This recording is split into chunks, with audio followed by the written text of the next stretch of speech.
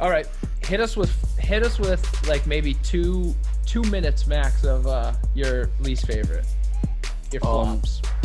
So I don't know if I could get that harsh with these, calling them flops.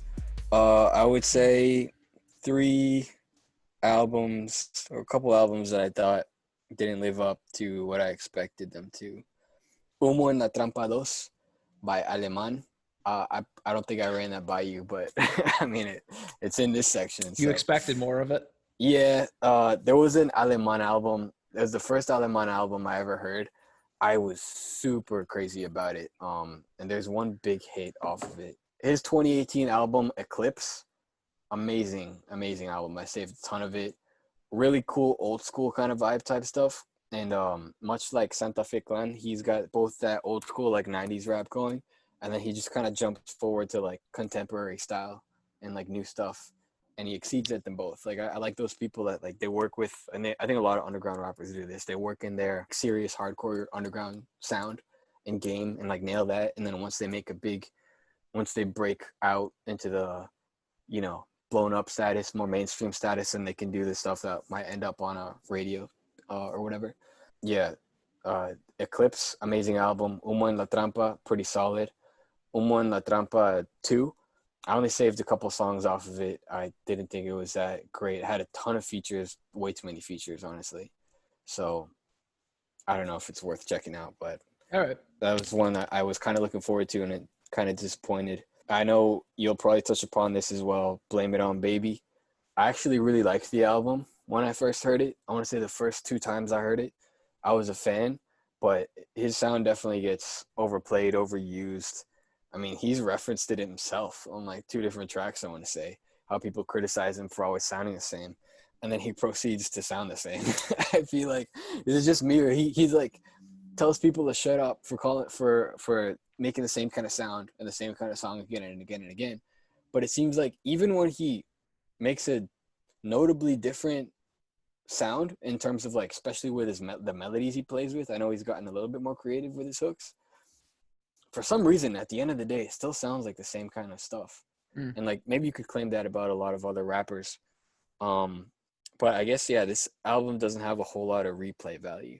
It's good background music, I guess. But if you're just listening to the album, I don't think it's that great. Yeah. I'll put in my 2 cents in a minute. Okay. And then one last one.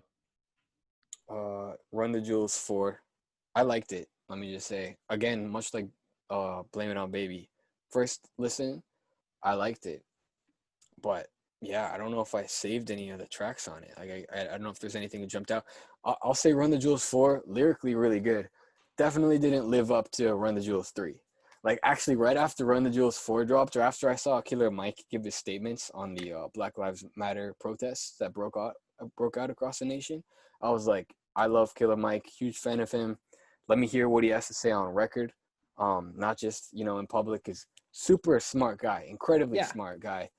I went back to Run the Jewels 3. I'm like, first of all, he's always been socio-politically aware, incredible with the lyricism. But musically speaking, Run the Jewels 3, definitely superior. I know a lot of people have been praising Run the Jewels 4, or at least a couple platforms I listen to, for its sound and production. But I thought it was a little bit more of a little messier, a little less focused than Run the Jewels 3 or even 2. So I guess that's all I would say for disappointments. I had a couple other albums that I didn't mention, but they're more in the intermediary level. Okay. Decent. So my albums, keep it short. Blame It On Baby, Run the Jewels 4, and Wunna by Gunna, which is just ludicrous to say. Wunna by Gunna. Yeah. Come on. These albums, I can summarize it with a couple words. Beat selection. Thumbs down. Diversity of tracks. Thumbs down. Growth. Probably the biggest.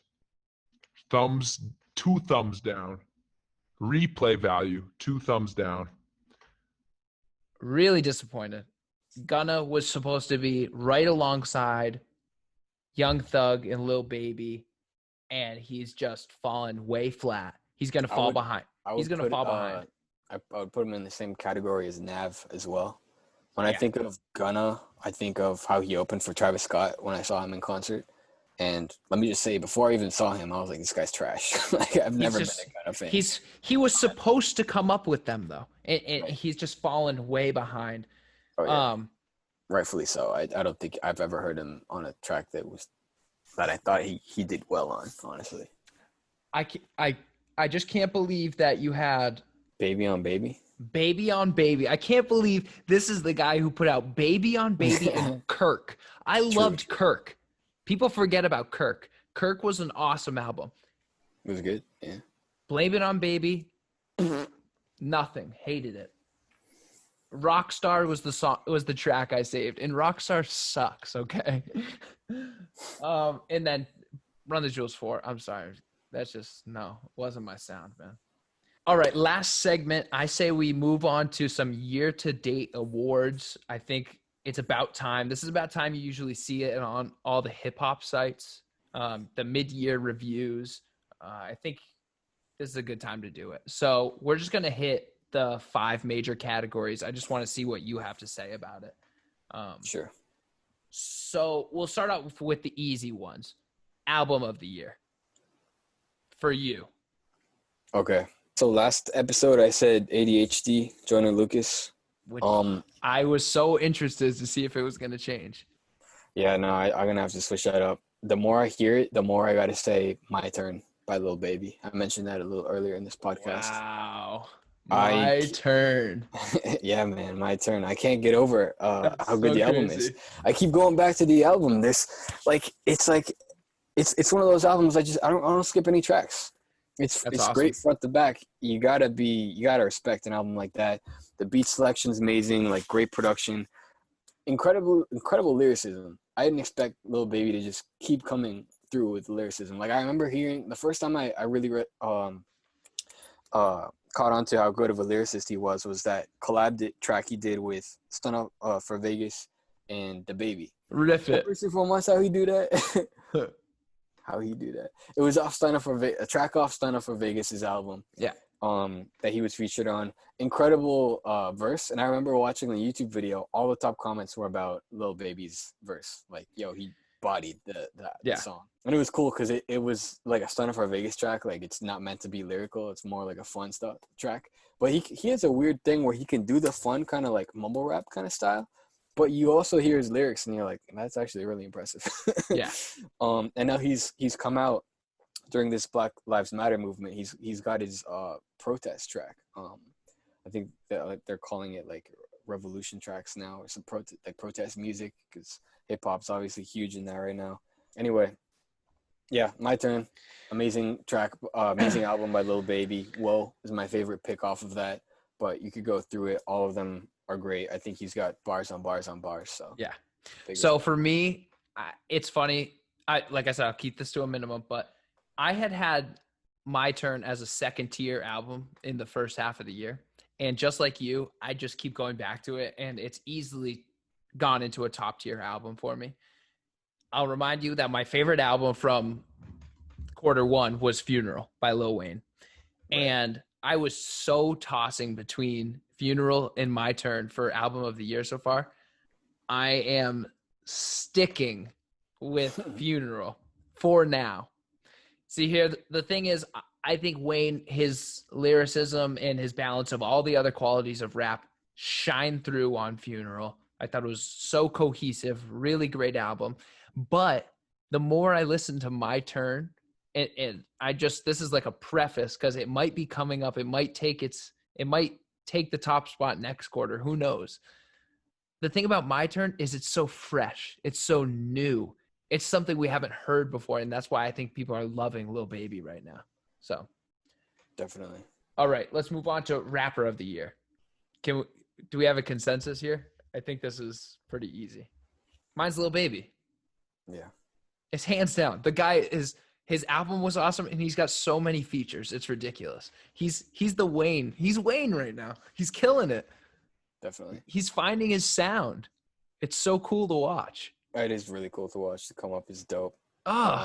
Remember I was just saying, who's the next guy? And it's going to be Lil Baby, dude. Yeah. No, big respect.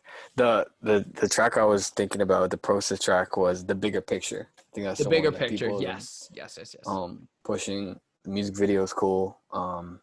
He does a lot. Like, just going through YouTube, he's got a lot of collabs. The guy like doesn't stop recording, and it's like It's awesome. it's got to be like we were talking about with Tori. It's just a natural thing. Like, this guy was just born to be a rapper, so He's big doing props to him. really big things. All right, this might be more difficult for you because you didn't have any prep. So, rising star of the year, somebody who you feel has already been in the rap game for maybe like, at least 2 or 3 years, and you think they've hit their stride. I don't know about 2 or 3 years, but like I noticed you noted Rookie of the Year. I'm still not sure how to distinguish rookie from rising star, but Yeah. one of these has to be. I feel like we should mention Jack Harlow, because Yeah. I didn't know who Jack Harlow was. Actually, I did. I don't know if I told you. I went back and I found a Jack Harlow track I saved from like 3 years ago, I want to say. What's it called? Dark Knight? Man, let me look it up. I was going through my Spotify and there was like, oh, I actually had heard Jack Harlow before. Dark Knight was such a cool track. It wasn't until What's Poppin' came out that I was like, yo, this guy's super. I could see, here's the thing. Rookie of the Year is somebody that you would see on Double XL.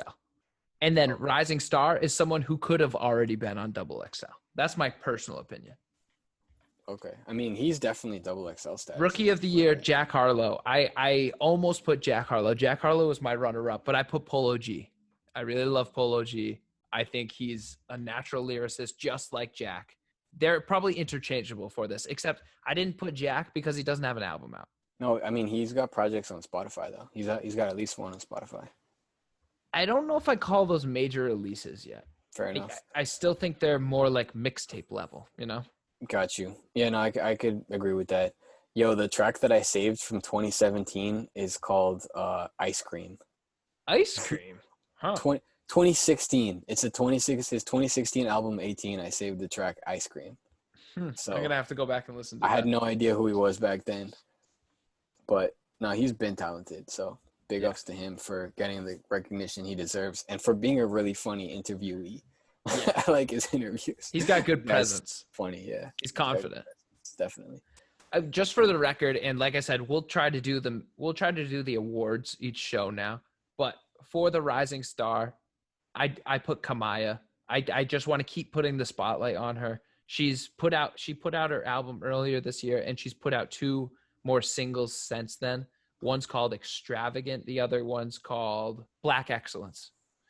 And she's got a voice, man. I love it. She's really killing it. And I also might have put Blueface here because I think Blueface has done some good things this year. Has Kamaiyah collabed with YG yet? I might have asked that already. I believe so. Because they're like made for each other in terms of sound. And then I also had Song of the Year, which I put What's Poppin'. I could agree with that. I mean, that's in terms of like commercial appeal. I've already said my favorite track is Holy Water. If not COVID Mansion. Or Whoa. You've mentioned Whoa a few times. Yeah. Those are like my top 3, I'd say. Okay, cool. Nice. All right, man. I think that wraps it up. Do you want to have a closing statement?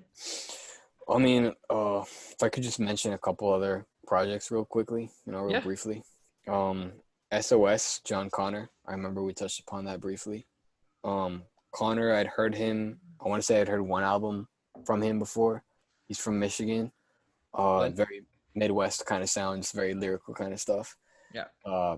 Powerful delivery on the track Vehicle City. A lot of woke messages about like society and stuff, and comments on social media and like where we are as like a human peoples and as a nation. So if you're into lyrical music, definitely check out S.O.S by Jon Connor. I didn't realize that this dropped. Like I don't have my ear to the ground or whatever the expression is, as much as you do. So I should have, being such a big fan of this guy, but I didn't realize till like a couple weeks ago that Bad Bunny dropped a post album. Yeah, the one with the yellow cover. Yeah, man. Los que no iban salir. I thought that was a single. Like I saw the song, I had that. And then one of my friends told me like, "Oh yeah, it's off the album." I'm like, album. I checked it out. Like, man, I didn't know this dropped. Wasn't a huge fan, by the way. Oh, really? I liked it. Not as, I mean, obviously not as good as the full album, Yo hago lo que me da la gana. But that's Dude, because I love that first album. one of the best of the year, no question. Oh, killer. But the meaning of los que no iban a salir is, the translation is the ones that weren't gonna come out. So this is literally a throwaway album. Really? This is literally, he says in the album title, this wasn't supposed to drop, but I think that it's implied, but since we're all quarantining, here's some music that you can listen to. So yeah, if you check out the last track on the album, En Casita, he dropped a music video for that, and it's just him in his backyard, like playing board games with his girlfriend, I think. With his quarantine beard and like his hat over his head, because he's typically getting a haircut every day, whatever. So I thought that was really cool for this time we're in. I saved 3 tracks of the album.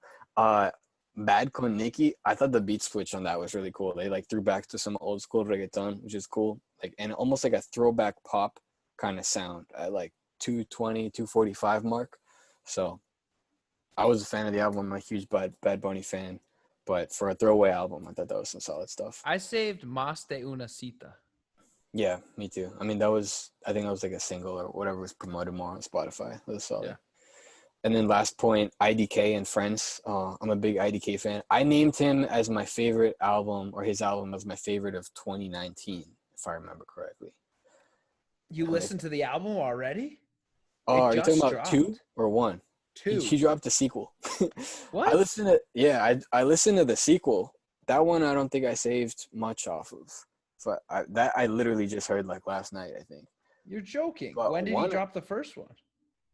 The first one came out a little while back, at least a month ago. Huh. I totally missed it. I'm going to have to listen to it. Yeah, I saw 2 just drop, the Basketball County soundtrack. I mean, that's the one that Mazel Tov and 495 were off. Which are both fire.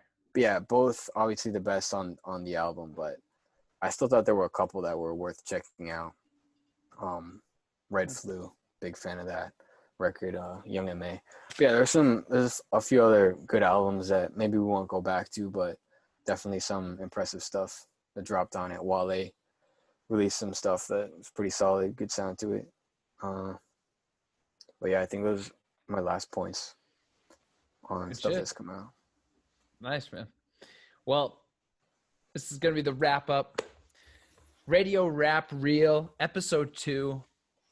It's been an awesome time wrapping up quarter 2 of 2020. We're talking April. We're talking May, June. Lots of great releases. We talked about our favorite albums. We talked about our least favorite albums, favorite singles. Didn't get into least favorite singles, so I didn't feel like we needed to go that far into it. And then we talked about some mid-year awards. So I thought this was super successful. I love talking rap, man. You're so insightful. So right back at you, man. Always a good time. Always a good pleasure, yeah. Good to put it on wax. I know a lot of people ask me for my opinions on new music that's come out. A lot of people, including myself, sometimes get tired of the same old stuff that we go to in our library, privileged as we are with streaming. But now you know what to check out. You got our 2 cents on it. Well, it's been a great show. So sign off. DJ Mayhem and Duranman signing off. The MC. Peace out. Till next time. Peace. Catch you on the